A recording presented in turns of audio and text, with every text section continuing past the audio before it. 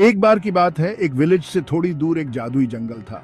इस जंगल के बारे में विलेज वाले ढेर सारी कहानियां सुनाते। कोई कहता कि वहाँ चमकदार जादुई पेड़ हैं, तो कोई कहता कि वहाँ बोलने वाले जानवर रहते हैं। मगर असल में किसी ने भी उस जंगल में क्या है ये नहीं देखा था। विलेज के लोग उस जंगल से हमेशा डरते थे। मगर विलेज में आरव नाम का एक लड़का था। आरव को रोमांच वाली कहानियां सुनना बहुत पसंद था। वो हमेशा सोचता, आखिर इस जादुई जंगल का सच क्या है।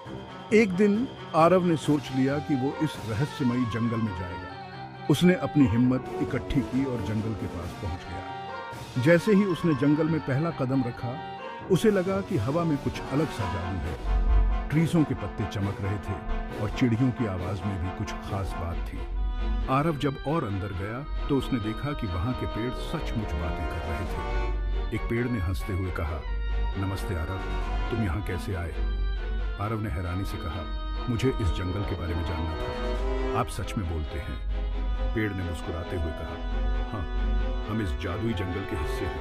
यहाँ सब कुछ मुमकिन है। आरव ने वहाँ एक बोलने वाला खरगोश भी देखा, जो उसे जंगल के और राज बताने लगा। उसने देखा कि वहाँ की नदी में रंग बिरंगी मछलियाँ तैर रही थीं और आसमान में इंद्रधनुषी बादल थे। आरव को ये सब देखकर बहुत मजा आया।